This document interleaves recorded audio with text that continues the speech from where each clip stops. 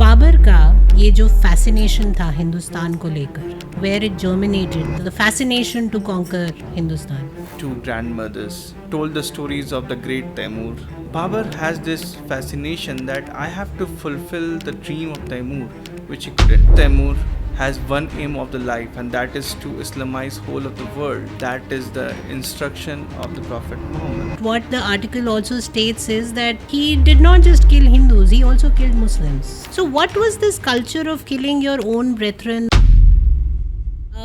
What was pressure or the reason for Indian historians to paint him white? The history is written by the people who are in power, and they tell the world that this is how the history is and this is how you need to follow. The more trained your mind is to do something, you're not able to look outside of it. Yeah, the whole Muslim of the world will come to Makkah when they will hear that the money is coming from Hindustan, so that they can get some arms. As you say, a lot of things that he mentioned are haram, and still Akbar continued. Whether it's Jalaluddin Muhammad Akbar or Jahangir or it's Humayun. What is the next book? What is it that we expect the next book to be about? We have with us Abhas Maldayar, the author of Babur, the Chessboard King. Abhas is an ex-communist. He's an architect who's now a historiographer. This is the first part of the two-part series on Babur, a Timurid, not a Mughal, as very popularly misunderstood as. Babur came into the popular imagination again with the Babri Masjid issue. Interestingly, Babri Masjid was never built by Babur. Yes. And that is one of the myths that Abhas Maldayar, who's there with us today to talk on his book and the man, busts about Babur.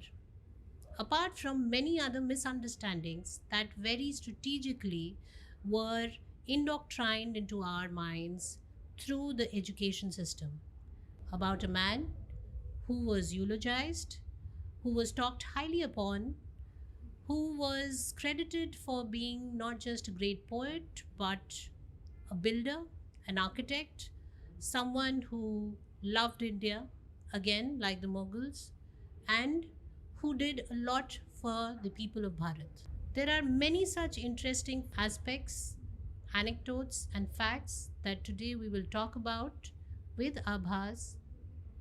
Let's dive right into this conversation. Welcome, Abhas. I am so looking forward to this conversation today, and we are here to talk about your new book, Babur, the Chessboard King. And before I come to the beginning of the book, let me start or begin from the end, where you leave at a point, uh, where his attempt to the Hindustan project fails the second time. Babur has been conquering and killing and plundering, and he moves towards Hindustan, and that is the point where you leave your first book at, and which also gives enough titillation to the reader that there is something coming up.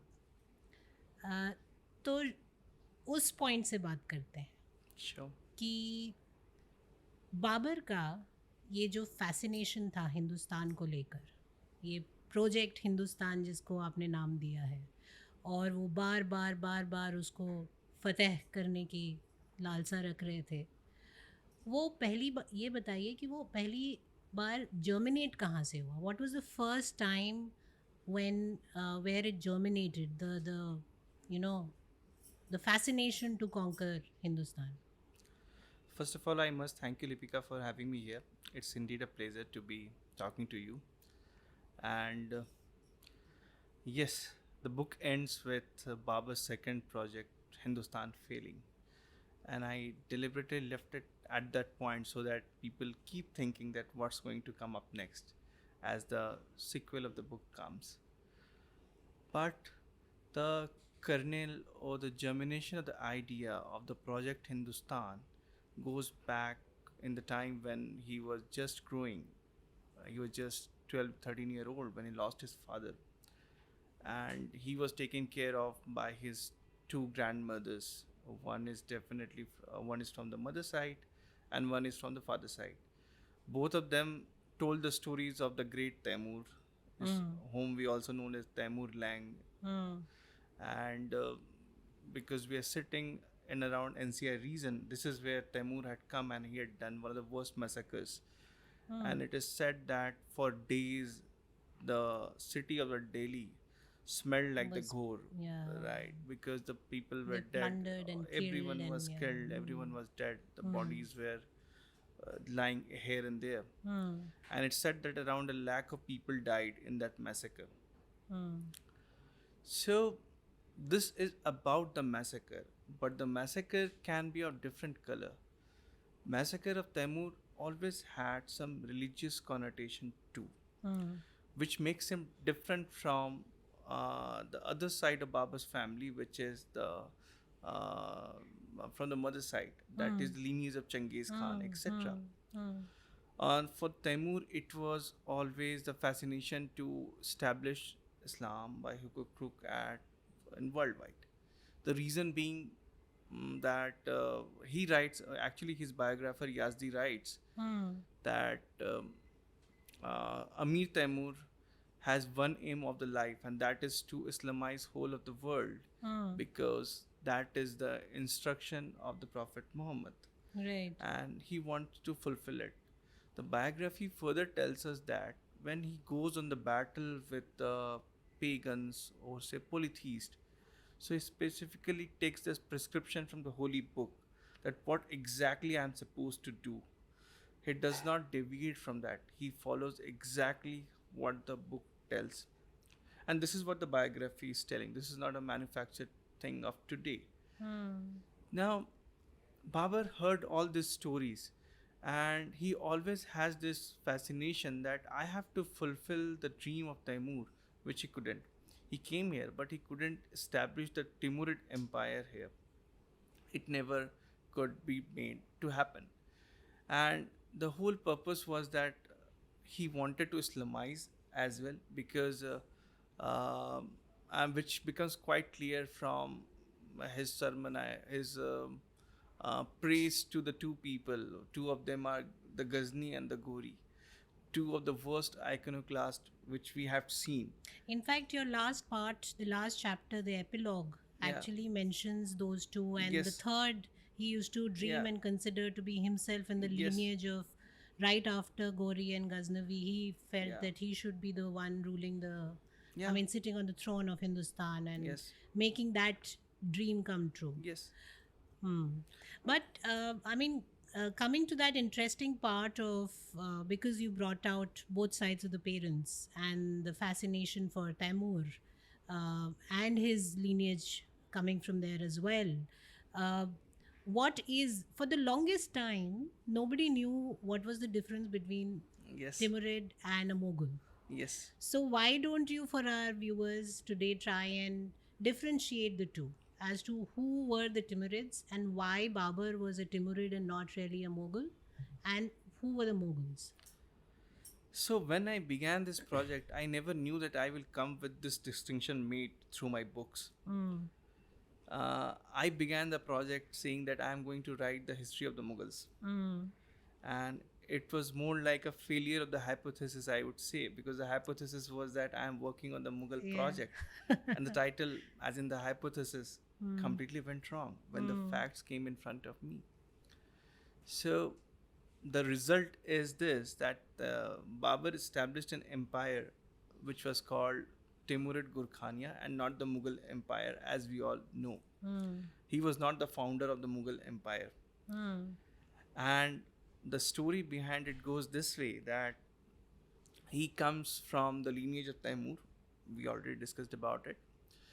And this is also a very generic way to say across the globe that you always take the lineage of the father to say that which family you're coming from. Correct. Huh? This also has to do with the genes and More a the- patriarchal yeah, approach that yeah. they had towards this. Yeah. So it always comes from that side. And at the same time, Babur always heard the stories of Taimur from his Hmm. grandmother. Hmm. And at the same time, Taimur's story fascinated. It was not that he just heard the story, it always fascinated him. He always, we can find in Babarnama, he showering a lot of praise on Taimur, but Hmm. talking very less about the other side of the family, which is Changiz Khan's family, or the Right. lineage. Hmm. He, in fact, abuses Mughals around 200 times in Babarnama. So it's not that Mughals have not been mentioned in Babarnama, they have been mentioned. But they have been mentioned not in very In a good very light, a derogatory very way. derogatory way. So, what was the mindset? Yeah, I mean, what was the difference yeah. really? So, uh, Was it a Shia Sunni thing? no, not No. exactly. Okay. So, those who come from the lineage of Changiz are the Mongols or the Mughals. Ah, so that's where the maternal side of it Yes, was. Yeah, yeah, okay. and there's a very stark difference between the two Hmm. because initially, till the time they became the Muslims, and in fact, Mughals were not Muslims initially, or Mughals slash Mongols. Oh, is it? Yeah. Okay. So Changiz followed a religion called Tengri. Few call it as a form of Buddhism, few call it as a form of pagan tradition, say a form of Hinduism. So whatsoever it may be, but it certainly was not Islam. Oh, this is revelation to me. Yeah. Hmm. So he worshipped the sky god and the other form of nature were worshipped. And in the Mongol kingdom, absolute secularism existed. When I say absolute secularism, it means not the manufactured secularism with which we live today. We try to say all religions are equal and all those things, Hmm. but exactly how the Western world saw secularism as, that is separation between church and the state. So in the Okay. Mongol Empire, religion will not be mixed with the state affairs. Everyone can live, can practice their religion, but that religion cannot walk outside your house. So, from what I understand, is that Mongols became eventually the Mughals. Mongols were secular, they practiced their religions and kept a religion which was very open Yeah, to accepting others but was different from state. yeah, It was a more liberal and secular form of yeah. governance that they followed. But eventually, over the centuries, they changed into Mughals by maybe acquiring Islam as their primary. Uh, Not exactly. So Mughal is actually the Persian corruption of Mongol term. Okay. So it's more literary thing. So we can still use Mongol slash Mughal. So even when they got Islamized, Hmm. they still continued calling themselves Mongol. Mongols. Okay. Yeah, and the story gets so interesting because Temur does not recognize himself as a Mongol, though we have got common ancestor for Changiz and Temur. Acha. And the ancestor also has Mongol side of. Yeah, so Okay. they all are coming from Mongolia, and that's why they are Mongols. Changiz is in the fifth generation. Hmm. Taimur is in the 10th generation from the different line. Hmm. But Taimur is already the Islamization has happened, and Taimur is following Islam. Hmm. But he believes in not Persian Mongol culture, but he believes in Persian culture. Hmm. He wants to follow the Persian culture more, and he has disdain for the Mongol culture. Hmm.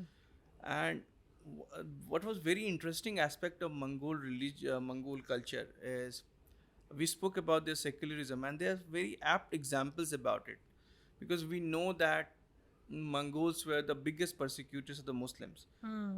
They killed the Muslims the maximum, Hmm. and Changiz is known for it. Kublai Khan is I known would for it. like to come to that because this is a conversation, and in fact, I read an article, a very 2-3 part article that eulogized in a way, Babur, saying that why are we othering Babur, and he was such a wonderful human being and creative, and he had excellent.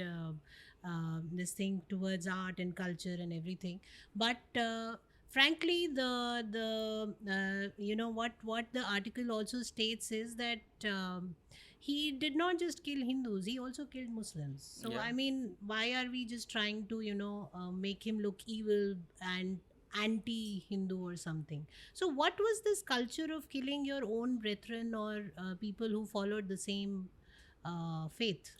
So it becomes it became very interesting for me when I came to know that they were different shades of persecution, Okay. as in how you kill them. Hmm. So, when Babur was entering Afghanistan, Hmm. he killed a lot of Afghans. Hmm. And few days back, I saw a lot of Afghans celebrating Babur. It's very surprising Yeah. because that was where, the skull, the mountain of Yes. skulls was there, and he had Yeah. killed so many that it actually, the Yeah, he skulls counted were them. he counted them. Yes. So imagine that. So Babur Nama basically is a diary, Hmm. and he's writing the diary every evening, and he has killed so many. He has melted the skull tower, and he's making an account of it, peacefully writing in his diary in the evening that, hey, today I made the In skull fact, tower. taking pride in it. In Yeah, a way, he's he taking, was, yeah. and he beautifully writes poetically that though they came for they came to surrender, but I was not good enough to them. I made sure that I chopped all the heads. So this is what Babur is for the Afghans. And still today they Yes. celebrate him. His Yeah. hmm. So he was facing opposition, so he was killing them, and he had certain hatred for Hajaras and the other tribes, the Pashtun tribes, etc. So it was more a tribal war driven thing Yes. for them when it came to killing their own Yeah. faith. Yeah, and though they wanted to, they, when I say they, it means all of them. Say Babur, all the conquerors who are coming from outside. Though they followed Islam holistically, but we also see a tendency of tribal war among. Invaders is the right word. Invader is the right word. Yeah. Right, yeah. Yeah, invader is the right word. So, like Babur talks about the family based hierarchy, that who is coming from which family, how much it really matters that who is highly born, who is lowly born. So he believes a lot in how the sky setup is of the stars, based on the omen he takes as calculation that what he's going to do next, Right. and etc. So we also see that typical trait of those people of Central Asia who would not have been converted to Islam back then, what kind of tradition they followed, that actually carried with these people too, though they wanted to spread Islam, but that footprint of culture was still with them. Still with them. Yeah. And the only difference was that when he entered into Hindustan, it was declared as a jihad, Okay. which was not so when he was in Afghanistan or when he was having battles with the Muslim brethren. It was never called jihad. So it is so that So the only difference between fighting your own and fighting the other, according to Babur or the lineage, was jihad was always against the other. yeah, jihad is always so maybe that Other means people who of not your own faith. yeah, and so in fact, like how Babur talks about it, it becomes very clear that when he's invoking jihad, he's saying that if you are going to be the part of the jihad, you are going to get the Jannah or the Jannat. But this is not the case. So if you take part in the jihad or the battle against the infidels or the kafirs, so it's going to be a virtue. Even if you don't fight in the battle, it does not matter. But if you're not fighting in this battle, it's a big deal for Babur. So that distinction is also made very clearly. But over the last several decades post our independence, right from Nehru ji to Indira Gandhi ji, they all visited his tomb and paid respects. And and coming back to where I was talking about the article where I read, where there were pages written eulogizing Yeah. how Babur was so wonderful. What was the pressure or the reason for any of the Indian historians to paint him white, or to paint him, very secular, the ruler who actually, and I would like to bring that up because you've used it, the chessboard king, in your subtitle, but the ruler who, who conquered all these lands and was so successful in his endeavors, and was rightly so, who actually conquered Hindustan as well and set up his empire and lived here till his last breath. So, why do you think, and this is more a political question, why do you think that from 1947 onwards, this kind of hiding the truth, or in fact distorting truth to the extent that you're painting it absolutely differently. It couldn't have been the reason that we had both the communities living here and they wanted everybody to live in peace and harmony. What was the driving force for someone as cruel as Babur or Genghis Khan, or to be painted, in a positive light? So, uh, Because you have quoted a few historians in your book, yeah, and those are the very historians who actually. yes, and it's a syndrome of Marxism, or rather cultural Marxism. Hmm. So, Marxism and the cultural Marxism works on the idea of intersectionality. Okay. It means that it uh, it was not derived much by the Marx, but it was done much by Gramsci when he was in jail and he was working on the idea of the cultural Marxism. Hmm. So the idea which he understood was like this: that there are certain people who are the powerful one, they are the oppressor, and there are certain people who are oppressed, the structure and the superstructure. This is Hmm. how it is, and the history is written by the people Hmm. who are in power, and they tell the world that this is how the history is and this is how you need to follow. So if you want to bring the history of the oppressed, you need to dismantle those institutions which are of the oppressors. So that's why the revolution will happen, and then will happen the thesis, and then the whole synthesis will happen, and the new system will emerge after the Hmm. revolution. And Very interesting, because, and this is very, in particular, this is interesting because this comes from somebody who calls himself an ex Marxist. And I would really like to delve a little deeper into this conversation of trying to project the story of the oppressor oppressed by, demolishing the oppressor. yeah, And they still continue to do that. yeah, But what is the reason that Marxism still continues to fail in every possible way, except for probably in China, which again, is not Marxism. yeah. What is it? What is the reason that for centuries, it has continued to fail? So the reason for the failure is very obvious, that especially in India, it's not so that Marxism couldn't spread its root. It did spread in the parts of the world, but wherever it went, it Hmm. only brought the dashed hopes. It only brought the disasters. Correct. It It, has not been able to really, and still there are yeah, people who are promoting and propagating the theory. Why? yes.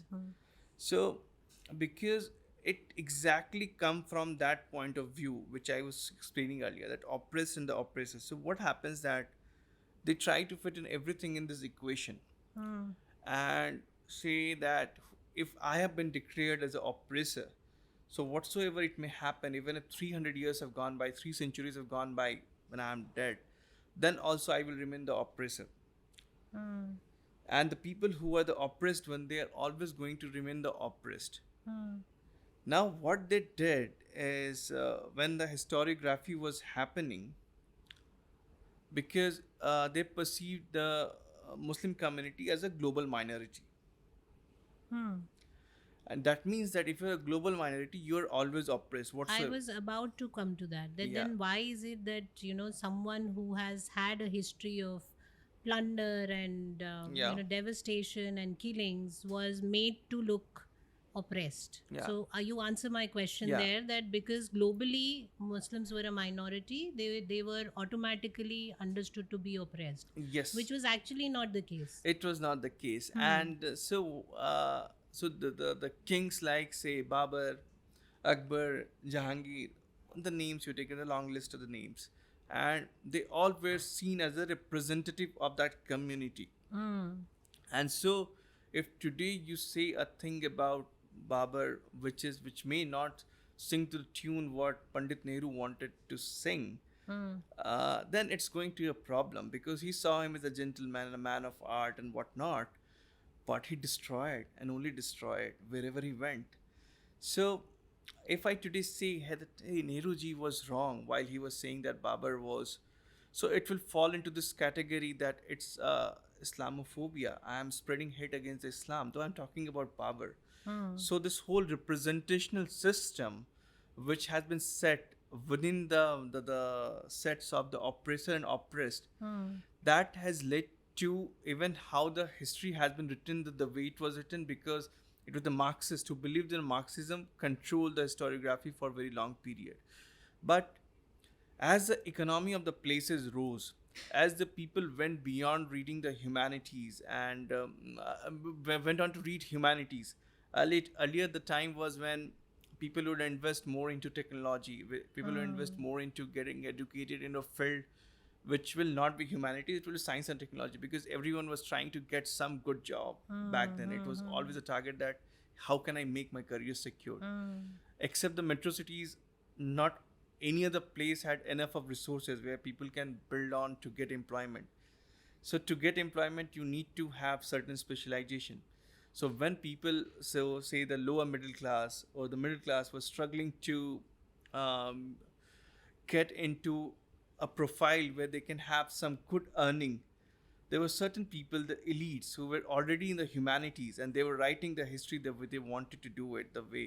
Hmm. But the post the liberalization of economy, or I would say that a decade after that, when internet boom happened, the information flowed to us, the books can be accessed at so much of a ease, the old books, which are the original manuscripts, Hmm. etc. Hmm. So what we see today on social media is a massive eruption of information. But still, when social media was not there, still the books were accessible, people can afford to read more and more. That really brought a realization that the history which is being taught to us is certainly not the right way it is supposed to be like. पर एक बात बताइए आबाज, this is a growing conversation and I think you face a lot of muck for it on Twitter, you know, and online from people who claim to be trained historians, and you come from a background which is that of technology training, and you're an architect, and it was your interest in history that eventually, you know, made you and is going to continue to, you will be writing books in the particular subject. But how does one deal with that? First, you know, because you have trained historians who are hell bent to convolute history, and then against them there is a growing system of people or writers who may not be trained historians, but they have developed an acumen for, you know, writing history. How do you deal with that, counter that comes in, and what happens when someone questions your credibility as a historian in that So sense? that often happens that when because I'm an architect, and as an architect, I've seen the best of the architects were never the trained architects. I have seen it. Hmm. Hmm. So long before I walked into the path of writing something in history, I had seen the greats like Tada Ando. Tada Ando, it is Japanese architect, and he was never trained as an architect. But the Hmm. buildings what he built can beat the buildings done by best of the trained architects. Hmm. So I always knew that if you have argument for something, if you have something to approach a project in a rational way, you can deliver it. That was always there. And when I see the kind of muck which is thrown at me, that a trained historian, I go back to that phase when I was looking at those architects that they have done much better job than A trained the architect. trained architect. We Hmm. have seen the precedents. And see, history is something which will be within the books, but when the architects are building up something, that's going to come up. Everybody is going to see, it's going to glare in your eyes, right? There So, could also be another explanation to the fact that the new knowledge system is always about, uh, the more trained your mind is to do something, you're not able to look outside of it, yeah, of the structure that you're trained to look at. yeah, And that is the reason probably you're not able to, uh, review how things have been taught or displayed or yeah. portrayed. Do you also think that the British, that way, when they were, writing history, because it was not based on this faith or that, for Hindustan especially, they to a certain extent were more truthful in their depiction of history and how they portrayed maybe Babur or anybody else they were writing about. So, and I have a very curious case here because when I was reading the translation done by Beveridge Hmm. for Baburnama, Hmm. I could find few things where she is a bit too anti-Babur more than she's supposed to be at Okay. places, Mm-hmm. and which was for or maybe for obvious reason that because Babur was a Muslim and there was I won't say that there was no such British project where they were not targeting the Muslims. They were Mm-hmm. targeting the Muslims as well. Of course, they Of were. course, huh, they Yeah, were. Yeah. Hmm. they were targeting, and the literature shows it. And at times, they will over glorify some stories of India too, just because they want to show that Muslims are doing something which is So what you're saying is they tactfully actually played the history bit. yes, Wherever they had to eulogize one, yeah, maybe one faith of say Hindus, yeah, to show the other faith down, they did. yeah, Wherever it served their purpose to yeah. eulogize the other faith of Muslims, they showed the paganism and highlighted how Yes, we were backward in our thoughts and yeah. beliefs and practices. So this was the case for the academia, but when it comes to the politicians, say Churchill was very clear that you have to take care of the Muslims because they were the our armors. They were the people who fought for us.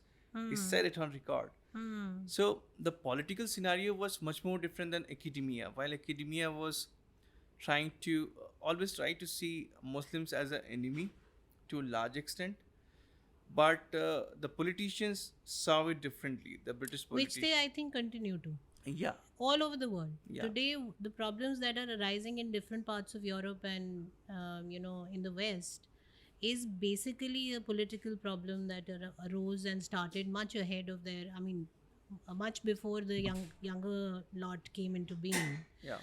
Uh, Now, there's an interesting point you make about the historiography and writing history. Uh, what does a historian achieve by distorting history, especially when you are a free country? And even if you say that it's the Marxists' school of thought that plays upon most of the historians or people who took humanities as their subject, what is it that 75 years uh, down the line they still continue to fight? Today I see Irfan Habib, one of the most revered historians of the country, having fights on Twitter with people trying to justify his take and position, and then suddenly there is a new set of people who were never revered, RC Majumdar and all, who have suddenly started getting the kind of focus and attention that they demanded, or they what do you think motivates drives these motivations? So one of the motivations certainly is that they want to play this game of the plagiarized song which Mahatma Gandhi or MK Gandhi brought, Ishwar Allah Tero Naam. Hmm. Hmm. So where our beautiful song Raghupati Raghav was plagiarized or Yeah. rather mocked in some other way. Hmm. So this is the project which they all aspire to achieve, and in fact, Dr. Tharoor had answered it. Uh, he did answer it to either Vikram Sampath or Harsh Madhusudan over in India Today conclave that yes, he agreed that history was distorted, but he said that it was done for the belief that we will have amenity, we will have peace For the larger good, so to for say. the larger goal, Hmm. and so the project was to bring the unity among the people, Hmm. and I always see that unity can never be brought at the foundation, which is Of the a foundation lie. of the lies. You can never do it. But tell me something. Now, this brings us to the common person. Here we were talking about trained historians. But for a common person of that belief or faith, who believes in Islam, who believes in Quran, uh, for them, Babur and the entire Mughal dynasty, which was different from the Timurid dynasty, and still all the Timurids and all the Mughals are they provide that sense of identity to them that they take pride in. Yeah. uh, how do you think that this entire especially in the current political scenario as well as in the current social setup where the demography is changing very rapidly, and I think we are the only country where we are still managing to the numbers are still not as high as they are in some of the other countries where the demographics has completely changed. How do you see that your effort, or say Vikram's effort, or several other historians have tried to take that difficult path of telling the truth? How do you see that finding more power? I mean, is it important that a certain kind of government needs to be in place for you to have the assurance that yes, you can do this? Or do you see that this will find its own pace and place even after there's some change in the regime? Or So because this is a difficult question, yeah, in the sense that it's a difficult phase in a lot of ways. Say abhi hai sarkar, kal ko nahi hogi. How does a historian deal with this kind of this is a very slippery slope, I would say, because we don't know that what would happen, because uh, a we don't get any support from government whatsoever, whoever wants to work on historiography that way, because and which is a lot of money, which takes a lot of money for you to travel yeah, to go access libraries all across yeah, the world. yeah, Okay, yeah. Hmm. but still we don't have much support from the government as far as it comes to really do the work based on the primary sources, like how history is supposed to be, which Jadunath Sarkar had once told. Hmm. But we are made happy with some small things, that now the Babri Masjid will be called the Three domes in dome. the How does it NCRT really text. How matter? does It it doesn't matter? matter whether it was a three dome structure, it was a masjid. It really doesn't matter. I look at other ways, in fact. When you say a three dome structure, you are being sympathetic to the Muslims too, that way. I have a very different way to look at it. No, and in fact, I look at it slightly differently, suggesting that, it's better to tell the community how they are not part of and they can't identify with it, rather than, completely washing it out of the history Yeah. textbooks. How can you call something which was a Babri Masjid a three dome structure? Yeah, because see, identity is something which is very important. A community has seen it by a certain name, Correct. and you say it doesn't matter. For that community, it was a It is Babri going to Masjid, be always right? like that. It's not we who are going to dictate it.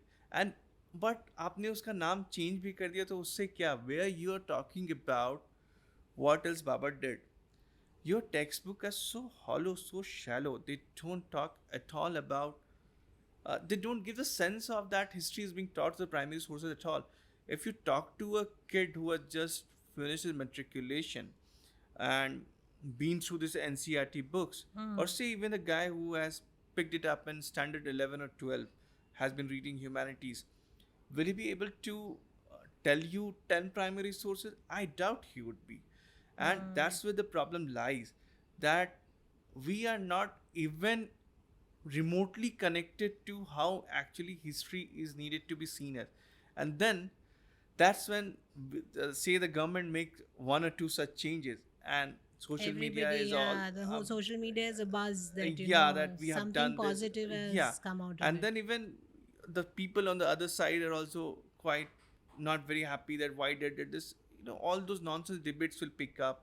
Sometimes news channels will pick some debate and it will just become a TRP matter Amplify and all. it, yeah. Actually nothing has happened, but you're just beating around the bush. So, what would you suggest that if when we talk about Babur, especially in textbooks, and I come back to the book and the last part of it, where you also highlight in your appendix the economic situation of the world from 1 AD to 2003 AD, and how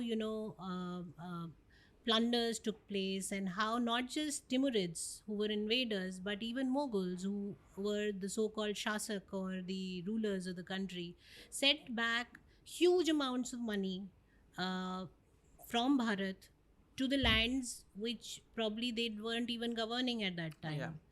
So, how do you suggest that this kind of first let's talk about that part where the economic plunder happened, and what is it that Bharat actually forgot to mention in its textbooks about the Timurids and the Mughals. Yeah, and so one of the most crucial thing was that our GDP per capita Hmm. growth was negative in whole period when Babur and his successor ruled. So Acha. that is between 1500 CE to 1820 CE. It was -1%.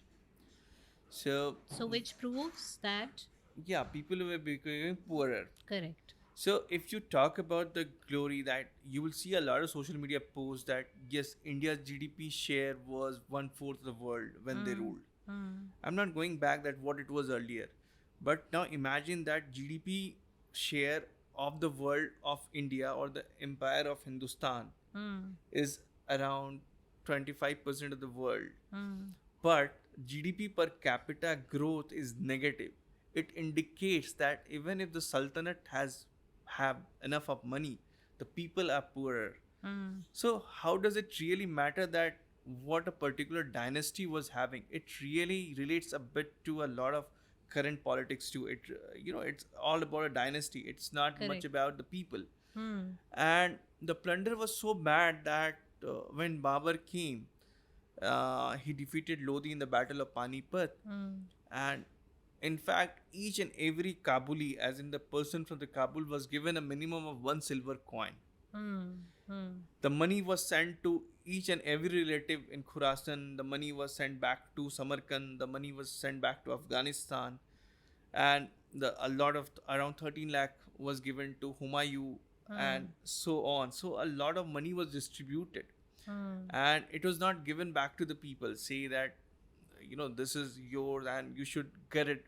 So if they had been a wise ruler, or say the good ruler by the Indian virtue, maybe that they would have taken it, maybe distributed it among the people, but they didn't do So it. what you're trying to say is that if Babur intended to come and rule uh, Hindustan, it would have made more sense for him to maybe conquer all these people of different states or whatever constituencies that they were running, or their rajya that they had, and to rather become a ruler and be fair to the people who he was ruling and use that money up for their development. Yes. But he didn't do that. Yeah. He sent that money back to Yeah.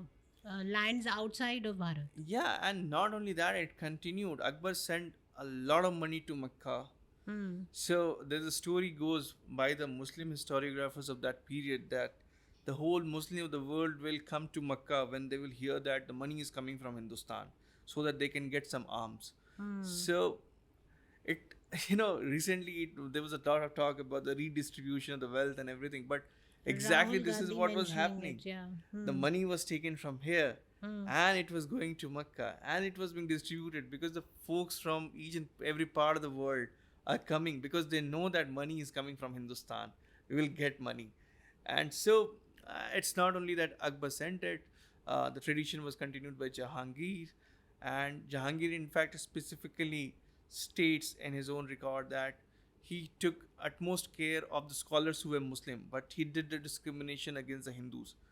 So these all things are on record that they're And giving. these have been generational. Yeah, these have been generational. And do you think this could be one of the reasons that because of generations and centuries of this thought process, even the people of that particular faith in India today are not able to shrug it off their shoulders and start afresh with a mindset that they are Bharatiya, they are from India, and they need to. Their faith kind of overshadows their thought. Is that what you're trying to say? It Or does. their lineage? It does. And it takes me back to one book which was written by two books, in fact. First one is by Sir Syed Ahmad Khan, the founder of AMU, and also the father of the two nation theory. So he has written a book after 1857 war of independence, which British called mutiny. And that book was about the analysis of 1857. And in that analysis, he says that the true Muslims didn't take part in the war because true Muslims are supposed to be loyal to the British because we are the people of the book. And in the future also, Muslims should collaborate with the British because the Muslims were the rulers and Hindus were the praja. Okay. This is what Sir Syed Ahmad Khan is saying, the founder of Aligarh Muslim University, Mm. right? And further, there was one very interesting book. That book is called Composite Nationalism, Mm. which was written by grandfather of current Madani. Mm. So this book and Jamaat-e Ulema Hind was seen as a party which opposed the partition. Mm. And still, when you go to the Wikipedia pages, the parties which oppose the partition, it is one of them. And the opposition's reason was mentioned in this document, which is in English is called Composite Nationalism and Islam. The reason was that if you go away from Hindustan, that who will take care of your masjid, dargah, and everything? How will you finish the project of Islamization? Mm. So you can't run away. You have to establish Darul Islam. Mm. So you have to be here. So now you see the kind of following the people like Madani have, right? And the kind of following the Maulvis do have. They have a strong impact onto the society. And also, I always believe that there's always I don't know what people feel in the private, but it's my own analysis that people at times try to justify that what happened in the past. Just if something has happened, if they have got certain identity, there would be very few people, say late Tariq Fateh, who would come out and open and say that yes, something wrong had happened in the past. Still, I would say that I will not dissociate myself from being Muslim. I will still remain Muslim, but I will call out what had gone wrong. What was wrong? Right. But a bunch of people want to justify it. They were saying apologia that even for Aurangzeb, it is a new phenomenon. It was not so a decade back. I'm sure you wouldn't have heard so much praise on Aurangzeb a decade back as we hear in the days of today. Today. Yeah. Even I would say that Professor Habib, etc., were honest than these neo-Marxist historians. Before we move ahead, just a small reminder to hit the subscribe button. Again, coming back to the book, the first part of Babur, the two-part series that you're writing, is about his conquests up until Hindustan. It portrays Babur through his own journal, his own diary, as a person who was a brilliant poet, uh, who also had this vision of Islamization of whatever lands he conquests and spread the word of Islam. But tell me something.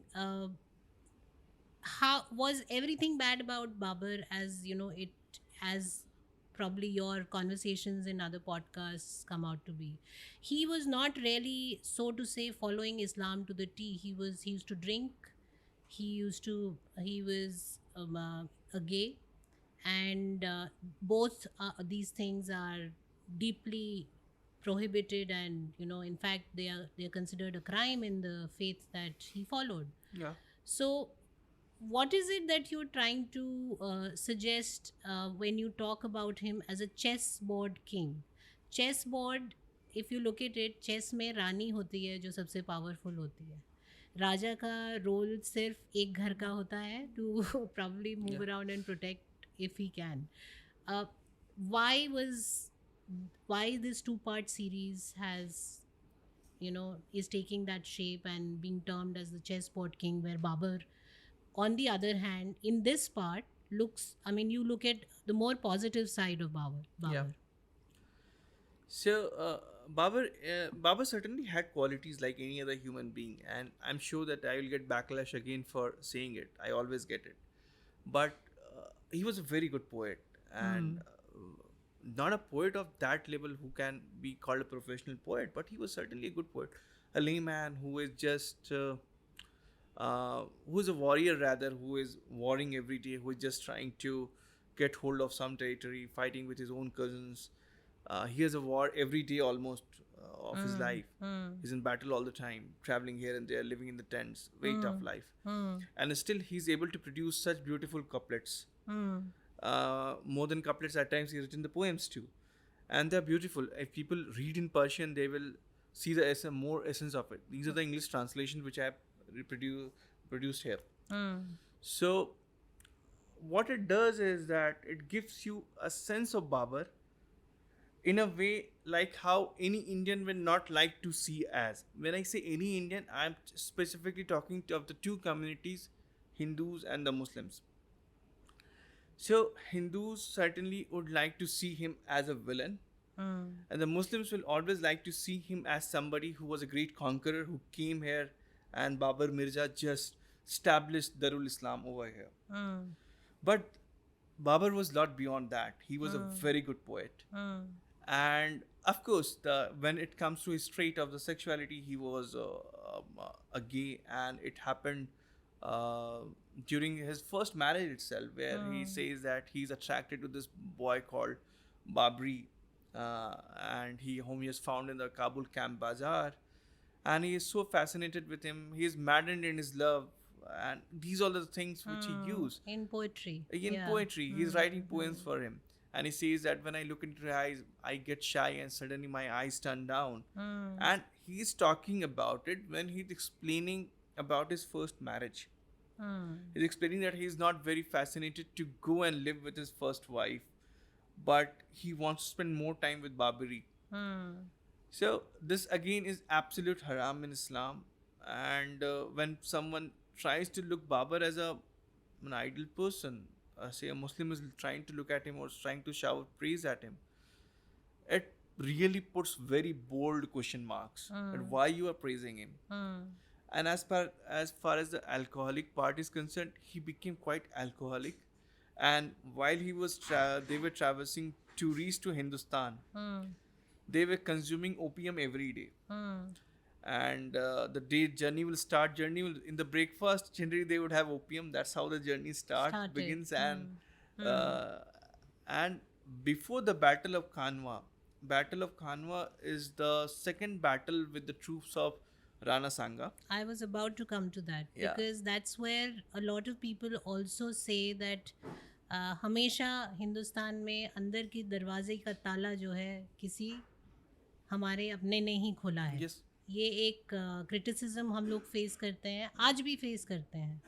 तो what was this battle of Khanwa and why is it so significant, and Rana Sanga's role, if you could maybe elucidate Yeah. on that. So Rana Sanga was a great warrior, and he comes from the same lineage as of Bappa Rawal and Rana Kumbha, all these great warriors. And Rana Sanga was no different. He was a great, very flamboyant warrior.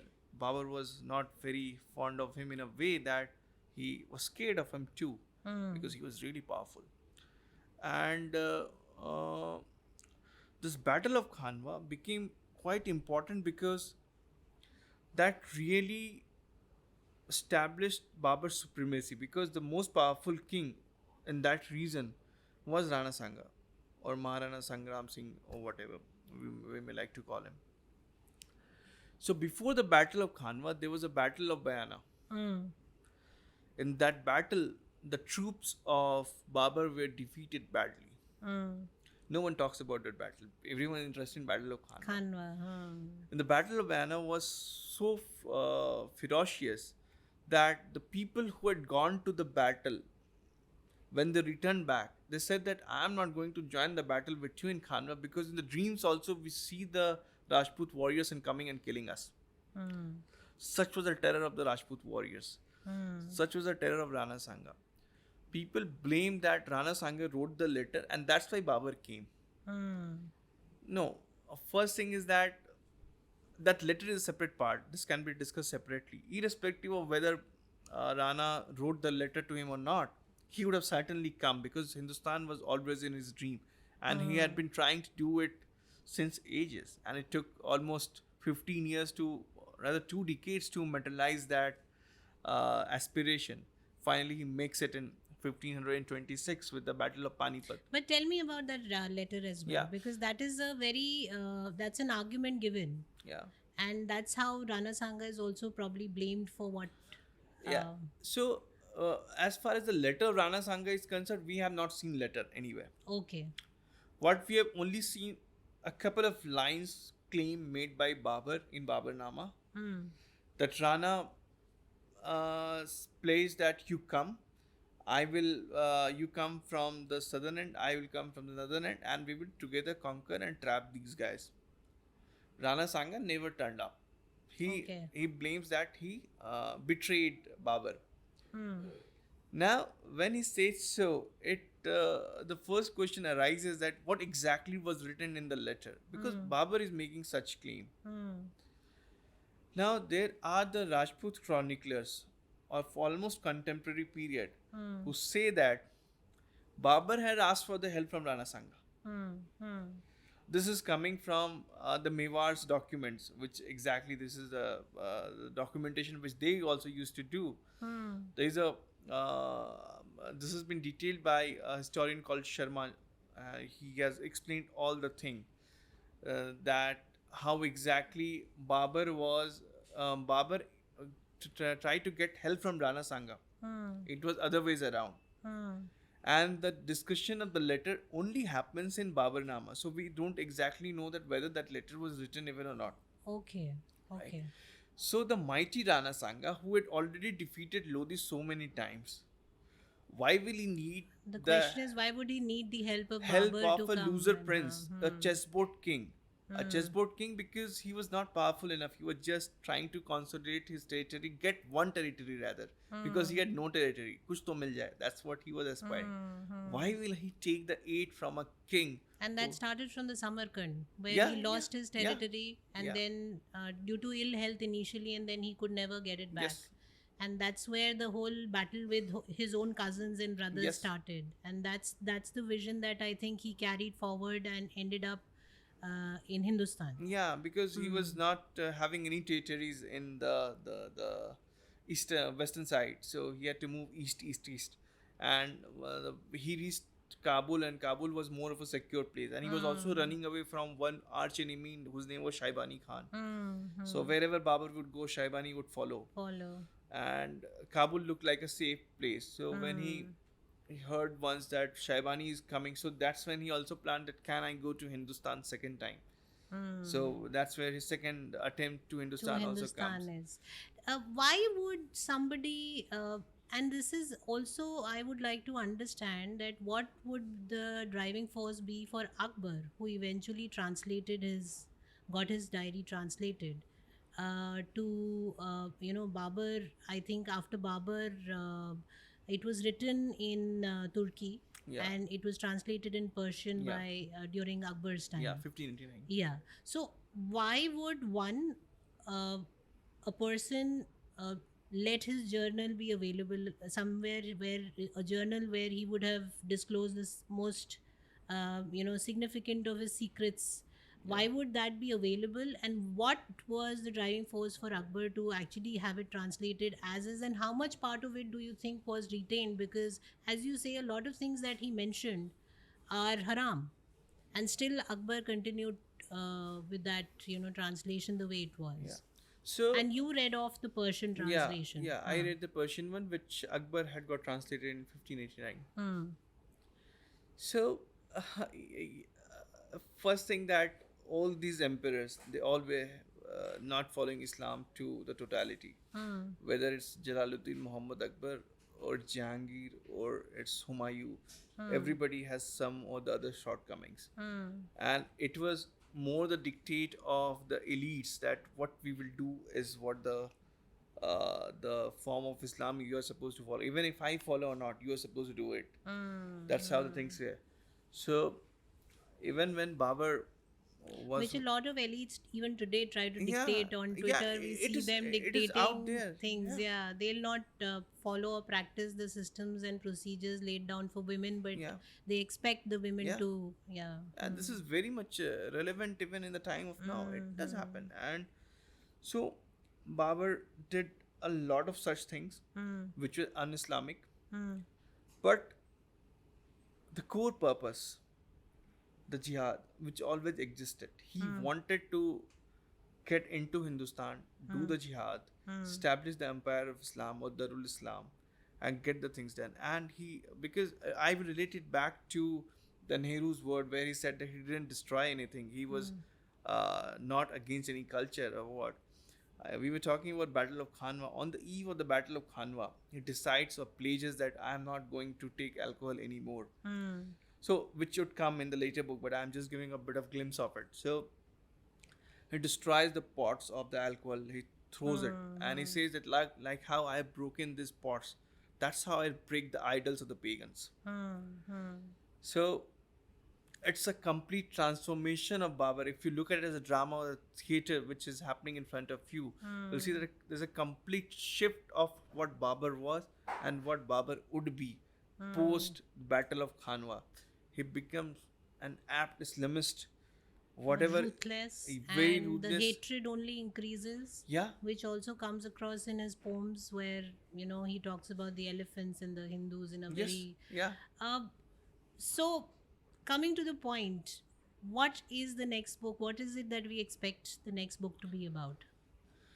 So, in all my aspirations and what I want the book to be known as, I want it to be known as the Holy War of the Chessboard King. Okay. I don't know how it goes well with the publisher, but this is what I want. And as the title says, it is going to be more like that.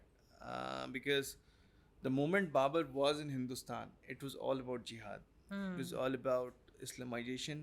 It was all about breaking the temples, breaking the idols, making sure that the people are following Islam in the right way. In fact, there is a part when the book starts in the sequel. There's a part where he comes across certain people in Bajaur where he finds that though they are Muslims, but they're not following Islam like how it is supposed to be followed. He does a general massacre of them, and again he makes the Tower of the Heads, saying that I am making the Tower of a Head because they're not following Islam properly. So we can expect a proper Islamist Babur of- in the book too. And okay.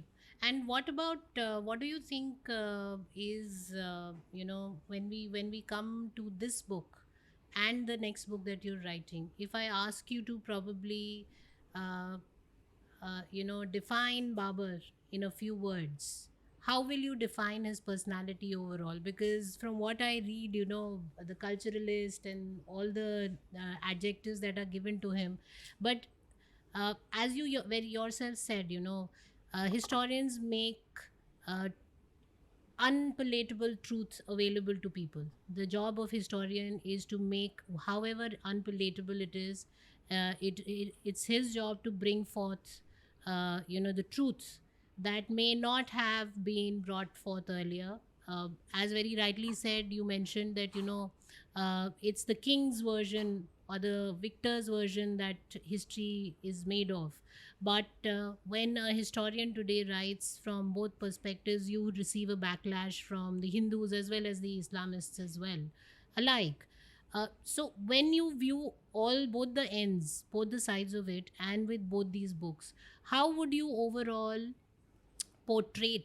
draw a portrait of Babur?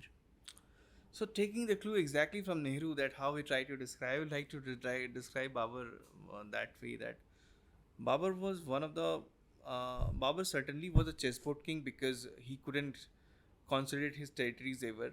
He was a weak king, and at the same time he had apt hatred for every culture which was not the Islamic culture, and he had apt hate for the pagans, especially the Hindus, and he wanted to destroy the idols, similarly how Ghazni and Ghori are destroyed. So I would say that the arrival of Babur, or the personality of Babur, was as such for the Hindustan, which brought the post Dark Age ages for us for a very long time. That was the beginning of the Dark Ages, I would say. Of course, the Sultanate was there earlier, but the Dark Ages, what these people brought, was way more deadly than what happened in the past.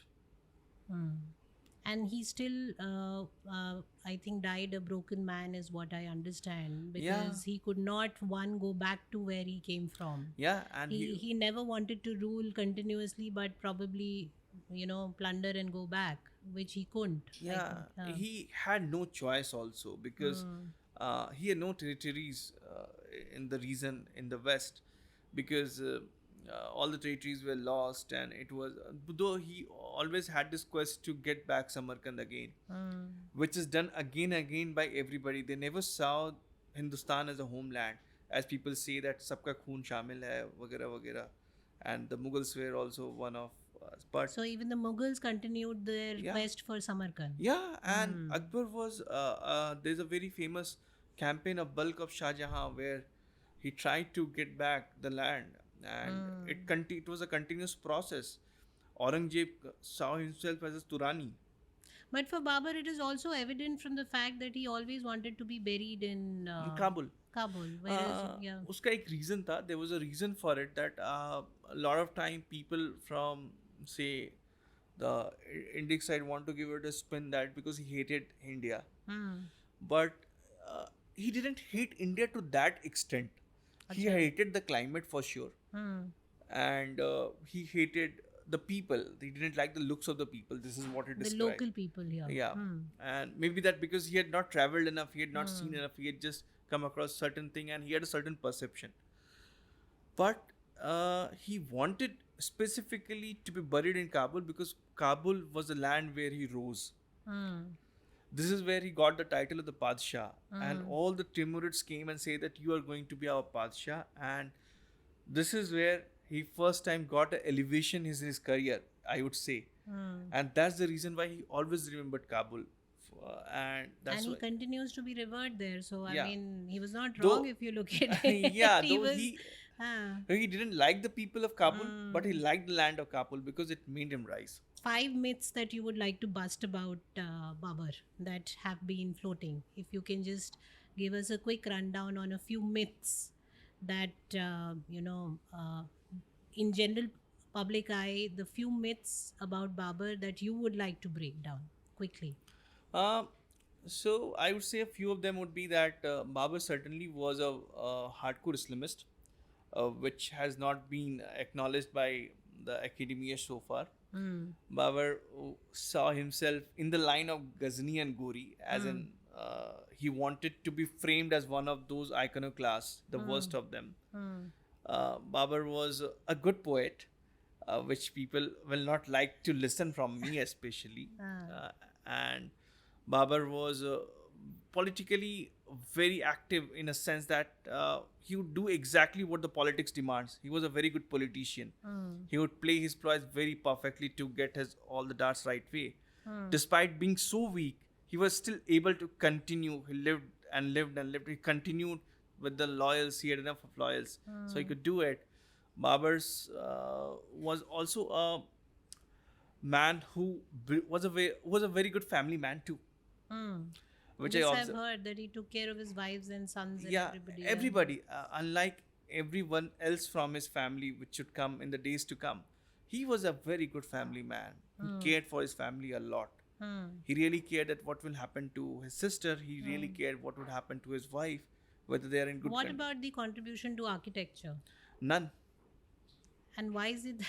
I mean, still a lot is attributed Charbagh or some such So spaces. it's just because he comes and says that Indians don't have any sense of making gardens, and then he brings the concept Charbagh, so everyone is like, "Oh, Babar ne bol diya ki Indian ko sense nahi hai." But come on, right now we are seeing the revival of the Nalanda University. But if you look at the description of how the Nalanda University was, and if still you walk into the precinct of Nalanda, the kind of planning what you see, in fact, in terms of how the landscape was also done, it was amazing. It was really way beyond this Charbagh concept. Charbagh is a bit overrated. I can say it being an architect and urban designer, that it is not something which we need to cherish so much as people are so lala that it is something It's great. not a which was marvel that it's made to be. yeah, and like the Taj Mahal looks like something of a great importance, a great architecture. Of course, it's a beautiful architecture. I love Taj Mahal, but we have had some great works. Say the Kailasha Temple of the Ellora, Absolutely, yeah. right? We had Not just beautiful, but scientifically so elevated. Work that we've had in Bharat. yeah. By way of the kind of architecture that still endured so many invaders and so many conquests and so Yeah. many this thing attacks Yeah. on them, and still they stand tall and proud. Yeah, and in fact, to build the Taimur's mausoleum, they had to get 100 artisans from India. India. So, and the Taimur's mausoleum is one of the largest architecture what Samarkand still has, and that is smaller than the Taj. and that still needed the Indian artisans to do the job for them. Correct. So how can we say that who needed the Indian artisans? The Indians were given the architecture from them. Oh, come on, that's And certain. at the end of it, everything was built by the Indian artisans only, Yeah, even yeah, inside. I mean, you talk about Taj Mahal, you talk about any of the wonders that they claim to be theirs, yeah, is primarily what the Indian artisans yeah. uh, So contributed to. we did had very good artisans, very good architects, and I won't say that legacy continued the right way, and I'm certainly not very proud of my profession the way it operates right now. But yeah, we certainly had a great past. Great. Thank you so much, Abbas. It's been an absolute pleasure having you here. Thank you. History is one area which, as part of the Indic Pen, we are very closely following, especially writers who are bringing alternate views and alternate truth. I would not call it alternate truth, but the truth Yeah. that they are bringing forth, which was hidden so far.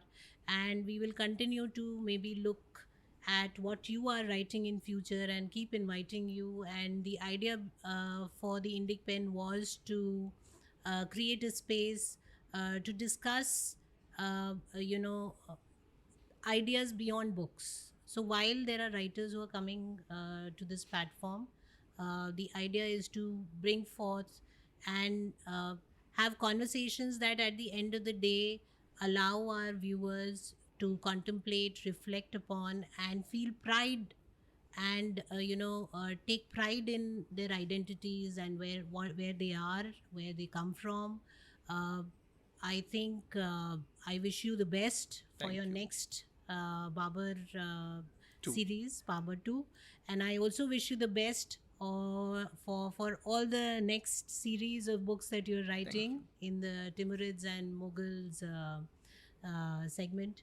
And we look forward to having more such conversations in future. Thank you so much. Thank you. It was my pleasure.